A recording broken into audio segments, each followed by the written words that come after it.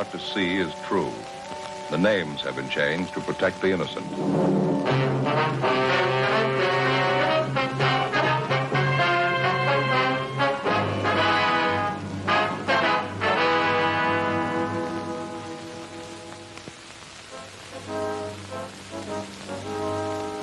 It was Tuesday, December 14th. We were working the day watch out of Bunko Division. My partner's Frank Smith. The boss is Captain Steve. My name's Friday. A gang of petty swindlers had set up operations in the city. We knew they were experienced. We knew they were cunning. They worked fast. We had to stop them.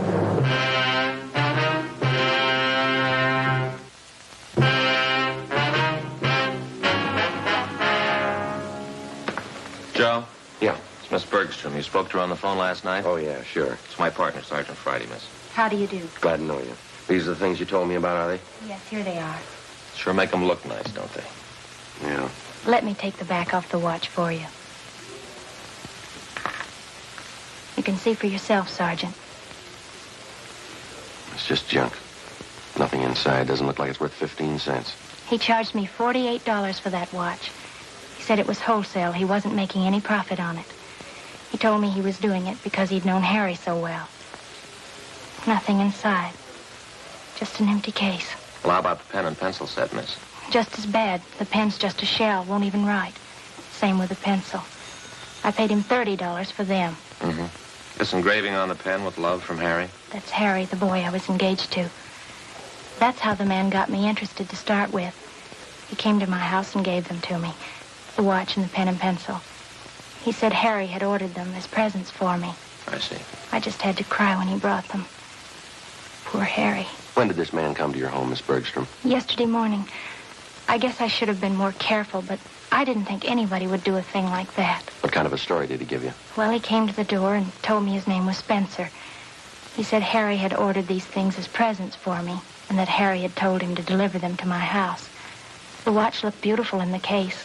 I didn't know anything was wrong. I see. Would you go on, please? He told me it was a special order. He said Harry had written him from overseas the week before. Well, he said he hoped the engraving was all right. The way Harry wrote, he wanted it in his letter. I just couldn't take it. I cried. This man, he pretended to be a close friend of Harry's, huh? Yes, that's why I showed him the letter. The one Harry's folks got from the government about him being killed overseas. When did you receive that letter, Miss Bergstrom? 2 days before, on Saturday. Harry's name was in the obituaries on Monday. Mm-hmm.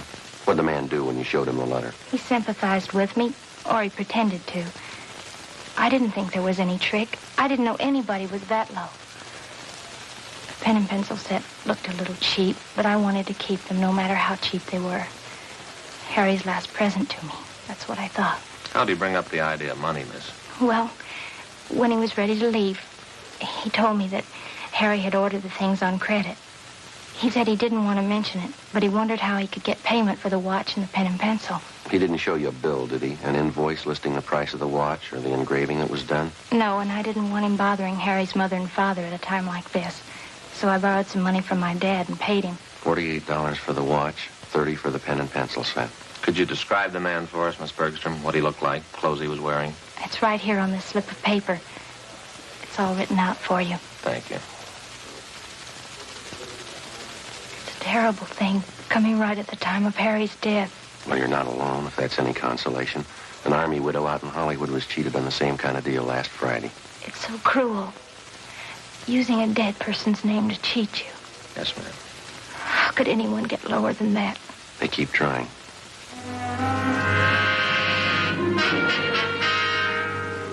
Frank and I took Miss Bergstrom's crime report. The phony watch and pen and pencil set were booked as evidence. In the past 2 weeks, we'd received half a dozen identical complaints from relatives or friends of lately deceased persons. The swindler, or con man, as he likes to be called in his trade, gets the names of lately deceased persons from the obituary column or the military casualty list in the daily newspapers. He then fixes up some cheap article of merchandise with appropriate engraving and calls on the friends and relatives of the deceased. He pretends to know nothing about the death of the person who he claims placed the order for the merchandise. In almost every case, the friend or relative agrees to pay for the articles at some exorbitant price. For the con man, it's a lucrative racket. For the public, a vicious one. Wednesday, December 15th, Frank and I looked up one of our informants, a former con man by the name of Judd Scanlon. What do you think of it, fellas? Been in business 2 months now, doing fine. What do you think of it? Looks great, Judd. Nice setup. Finest baby laundry in South Los Angeles. That's what I advertise. Don't think it's too broad, do you? We'd like to know how close you got your ear to the ground, Judd. There's a gang of bunks in town. They're working hard. What pitch they using? They're working the obituary columns, casualty lists. Thought you might be able to help us. That's one thing they can never tear me for.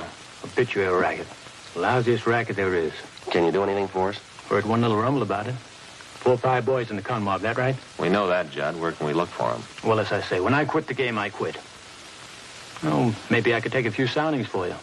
Can't promise you anything. I'm strictly on the up and up now. Okay, Judd. You know where to get in touch with us. We'd appreciate anything you can do. You've helped me plenty of time, fellas. Wouldn't hurt a bit to tab that bunch. Yeah, look at this. You ever seen anything so cute in your life? Real cute, huh? That's all right. Say, Judd, could I use your phone a minute? Oh, sure. Thank you. Might as well check the office while we're here.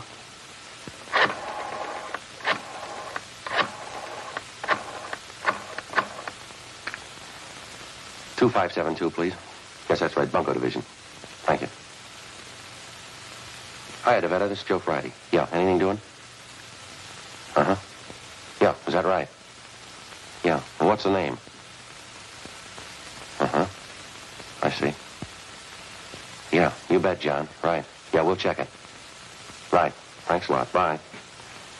Anything? Yeah, we might have a lead on him. What is it? Reached a woman up in Highland Park, a Mrs. Westerly. Daughter was killed in an auto accident. Last night they came around and sold the woman a watch her daughter was supposed to have ordered. A necklace and a pen and pencil set, too. $250, usual junk. Uh-huh. They talked to this Mrs. Westerly? Yeah, I got a description. Everything matches all along the line. Yeah, well, what's the lead? Well, this Mrs. Westerly watched the man when he left her house. Yeah. He got in a taxi cab.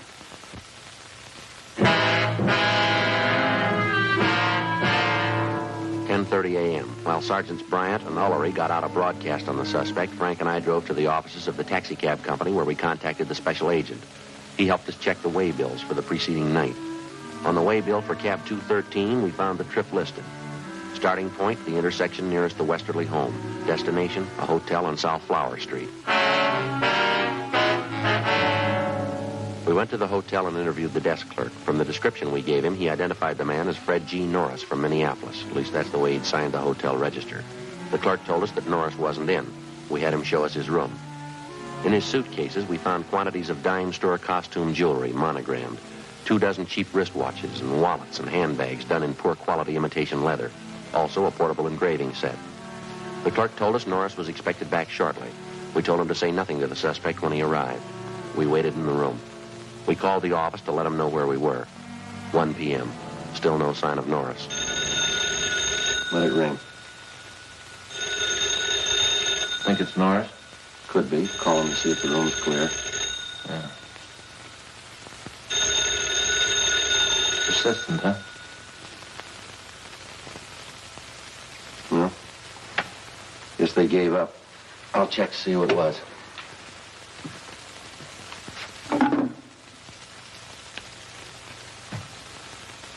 Yeah. That call was for us, was it? No, this is 214. You just let us in a little while ago, remember? Yeah, that's right. This is Sergeant Friday. You remember you had the pass key? That's right, yeah.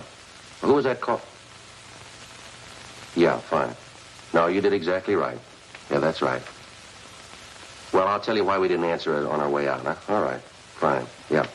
Bye. Norris? No, it was the office. Yeah. They just picked up Norris.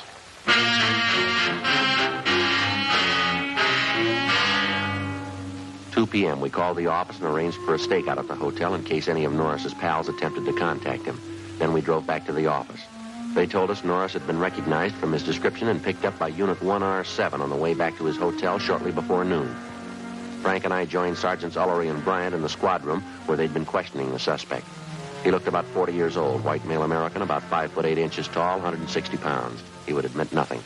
You're wasting our time and your own, Norris. Face it. You were playing a rough game and you lost. Now, how about it? You're going to feel pretty silly when you find out you got the wrong guy. We got witnesses and evidence that say you're the right guy. You've got no evidence on me. I'm clean. Who do you work for, Fred? Company in the East. You wouldn't know them. You must have a business card, some kind of identification from the company. Well, I haven't. They don't give us any. You expect us to swallow that? I don't expect you to swallow anything.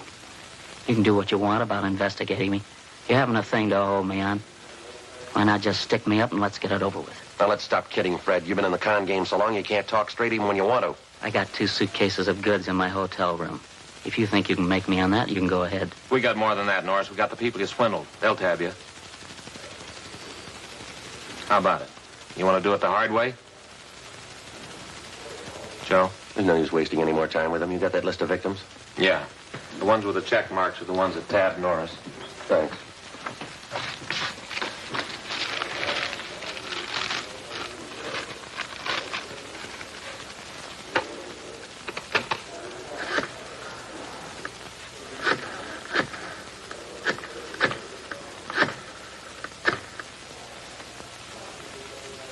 Hello, is Miss Bergstrom there, please?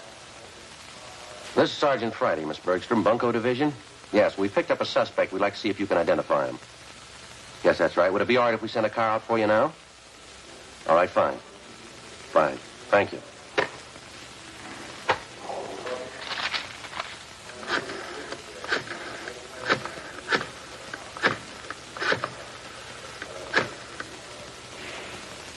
Mrs. Westerly?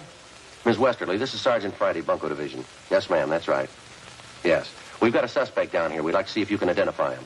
Could you come down if we sent a car out for you? Fine. Thank you very much, ma'am. Yes, ma'am. Goodbye.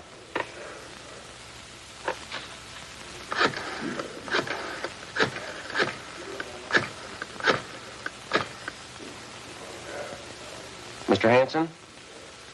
No, that's all right. I'll hang on. This is the Los Angeles Police Department. Can't sit here all day. Quiet, he's on the phone. Hello, Mr. Hanson? Well, this is Sergeant Friday, Bunko Division. Yes, sir, that's right. Police Department? How are you, sir? Fine, thank you. Say, Mr. Hanson, we have a suspect in custody down here. No, I say we have a suspect in custody down here. Wondering if you could come down to identify him. Yes, that's right. Yeah, that watch deal. Yes, sir. Could you make it down here if we sent a car out for you right away? Good. Fine. Thank you very much, sir. Right, we'll see you then. Right.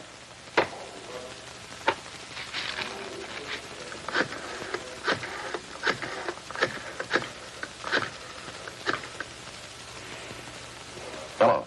Hello, is Miss Cronin there, please? This is Sergeant Friday calling, Miss Cronin. Bunko Division? That's right, Los Angeles Police Department. Sorry to disturb you, but we have a suspect in custody down here. Yeah. Hey, Sergeant. Yes, ma'am, that's right. Sergeant? Would you hold on a minute, please? Put down the phone. Yeah. You got me.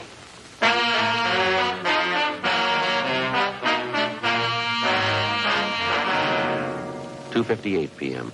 We informed the victims that the special show-up had been canceled. Then we called in the stenographer and had her take Fred Norris's statement. In addition to listing the crimes he committed, he also told us there were 6 men in the Bunko gang besides himself. He gave us the names and descriptions of each one of them. He stated that they'd been operating in Los Angeles for the past 4 months. Norris said none of them had ever met the leader of the Bunko gang. The only contact they had with the leader was through one of the older gang members, a man by the name of Wesley Fisher. Before Norris was taken to the main jail for booking, he gave us the address of the apartment where he had been living with the other gang members. Norris's information on the suspects was checked through R&I. We got one mate, Wesley Fisher.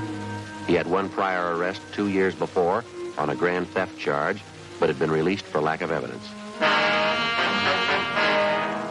3:15 p.m. Together with Sergeants Ullery and Bryant and 2 men from Metro Squad, we drove out to the address given us by Fred Norris. It was a large apartment development in the Hollywood area. Oh, Bryant and Ullery ought to be around back by now. Yeah, they've had plenty of time.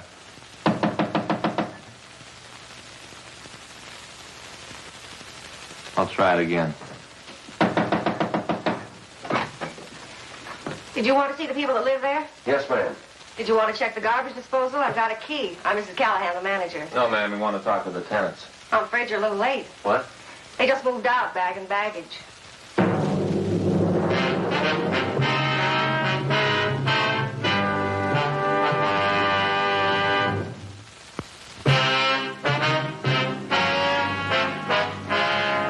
Wednesday, December 15th, 4 p.m. We made a thorough check of the apartment house, which the 6 suspects had just vacated. We found nothing that would help us. We talked to the manager of the building where the suspects had been living. She told us that they had rented the place furnished about 3 months before. She identified Wesley Fisher's mugshot, but she told us that he had used the name of Charles Wilder. She also identified each of the other gang members from the descriptions Fred Norris had given us. She told us that while they were living there, the men seemed to keep odd hours and that they had a car. She told us that she had taken the license number of the car the day the men moved in. The license number was checked with DMV. It was registered in the name of Wesley Fisher, 1008 California Street, a transient hotel. The manager told us Fisher had moved about 9 months before. There was no forwarding address. We got out an all-points bulletin on Wesley Fisher and his automobile, requesting that all occupants of the car be held for investigation of grand theft. Thursday, December 16th, 8 a.m. Frank and I checked into the office. Well, from what Norris said, we know they brought most of the junk they're selling with them from the Middle West. Yeah, it looks like they were using that hotel room Norris had for a warehouse. I guess they didn't want to keep the stuff in the place where they were living. You figure there's any way we can set up stakeouts? No, not unless we cover every name in the obituary column. The way it's going, we might have to try it. We've got to come up with something. Look at these. 2 more this morning, straight out of the obituary column. Yeah, it took one family for $90. And the other one here for $60. That last run through the stats office help any? Got a couple of possibles for us. They pulled some more mugs for us. Gonna show them to the victims this morning. What do you think about Norris? You think he's come up with everything? I don't know, Joe. Bryant and Ullery talked to him yesterday at the main jail. He didn't have anything new. I talked to the sheriff's bunco detail. They got one new case. Same M.O. Description comes close to one of the guys. The victim was the father of a Navy flyer lost overseas. They sold him a watch chain his son was supposed to have bought him for a present. Solid brass. I got anything new on it? Well, they haven't been able to come up with anything either. I got it. Bunco Division, Friday. Yeah. Oh, yeah, Judd. Uh-huh. Yeah, we can be there. Yeah, you bet. Be right there. Judd Scanlon? Yeah. He wants to know if the name Wesley Fisher means anything to us. Well, I don't know what it's worth, but my brother Max called me up this morning. You remember Max, don't you? No, I don't think so. Well, he's a night bartender at the Parrot, you know, and last night he spotted a couple of guys at the bar. They had a couple of day-old newspapers. Uh-huh. They were sitting there with the papers turned to the obituary column. They were checking off names and writing down addresses. Max is sharp that way. He spotted them right off. Does Max know these 2 men he spotted? No, not by name. But he knew that one of them lived in the hotel next door to the bar. When the hotel night clerk came in for a beer, Max asked him about it. He tagged one of the guys as Wesley Fisher. Did he have anything on the other man? No, the clerk told Max he doesn't live at the hotel. But he spends a lot of time there with Fisher. Uh-huh. Could you give us your brother's home address, Judd? We don't want to contact him at that bar. Sure thing. He just moved. Oh, I see. I don't know. Hope I didn't get you guys out here for nothing. Appreciate it, Judd. It looks good. Seems to fit. That hotel down there. It's a hangout for con men. The angles are all there. Let's hope Fisher is.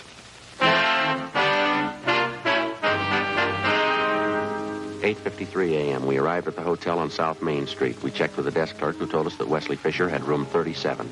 As far as he knew, Fisher was in his room.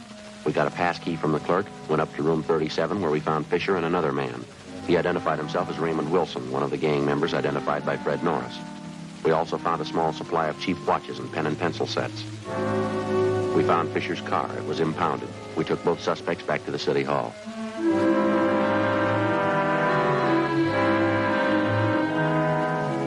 We questioned them separately in the squad room. Wilson was first, but he refused to answer our questions. He was taken outside, and Wesley Fisher was brought in. Sit down, Fisher. Thank you. Well, I guess you know why you're here. I haven't the least idea. All right, then we'll tell you. Do you know a Fred Norris? Fred Norris. Name sounds a little familiar. Can't quite place it. He places you pretty well. He says he worked with you and Wilson up until a couple of days ago. That's so? That's right. He says he lived with you in that apartment out in Hollywood. That's so. Norris, Hollywood. When was that? 2 days ago, Fisher. Your landlady identified your mug. She even had the license number of your car. Well, what's it prove, gentlemen? It proves you're lying. You and Wilson worked together. You did work with Norris. You're part of one of the filthiest rackets going. Gentlemen, you're making a bad mistake. No, there's no mistake, Fisher. Your picture's been identified by at least a half a dozen victims. Now, you can go on playing coy all you want, but we can prove that the pen and pencil sets you sold some of the victims are identical with the ones we found in your car and the ones we got in your room. I haven't any idea what you're talking about. Believe me, that's the truth. You wouldn't know the truth if it followed you, mister. Now, you look. Maybe you're great at conning old men and young girls, but don't try to pass any of it here. Now, just a minute, please. No, you listen, you two-bit thief. I couldn't begin to tell you off for the rotten things you've been pulling off in this town for the past 3 months. That young girl who lost her boyfriend overseas, that widow out in Hollywood, the old man in Highland Park whose wife passed away. You must have felt real sharp cheating them out of a few bucks. Maybe you don't remember, but we do and they do, and you're going to pay for them, mister. You're going to pay good. Are you all through? I'm through, Fisher. You're just beginning. I have nothing further to say, gentlemen. You can talk to my lawyer. Yeah, we'll give him your new address. Yes? Main jail.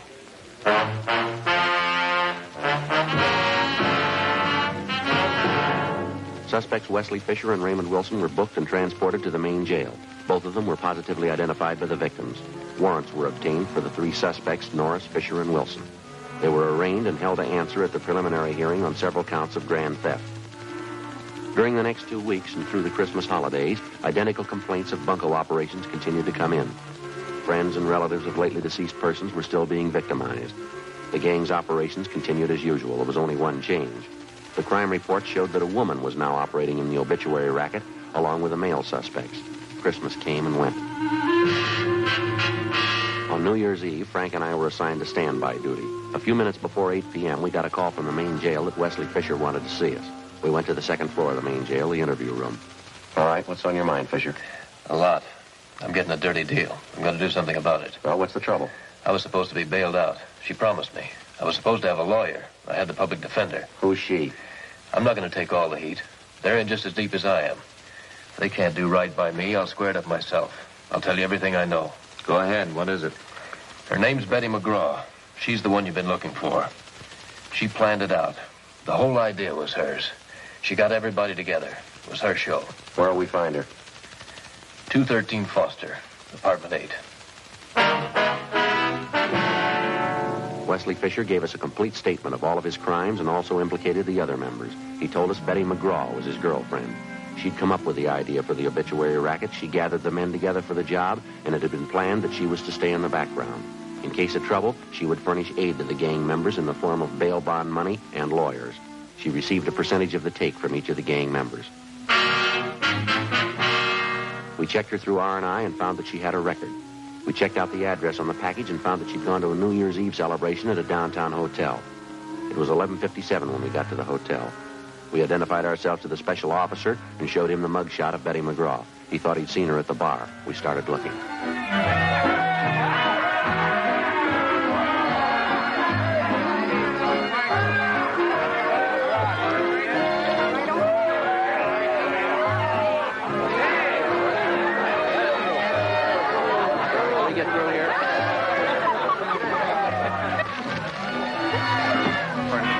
We're looking for a Betty McGraw.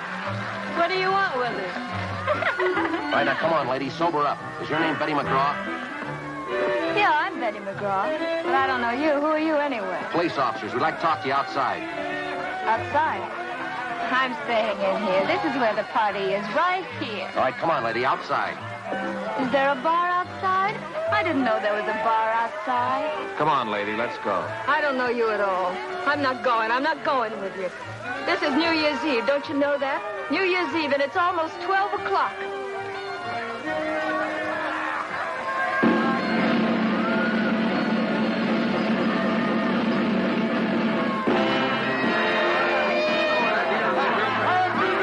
Happy New Year! Happy New Year! No use trying to get through all this. Yeah, we'll have to wait.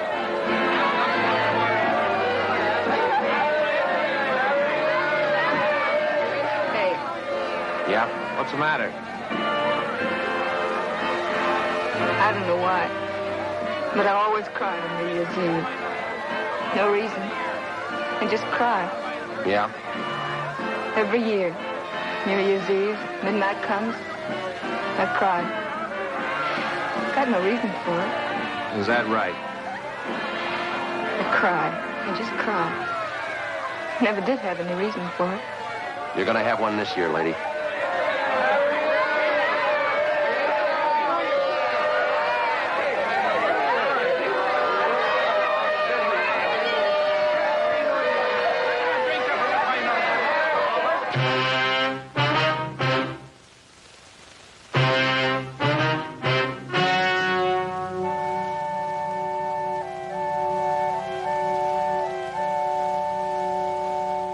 On March 28th, trial was held in Department 93, Superior Court of the State of California, in and for the County of Los Angeles. In a moment, the results of that trial.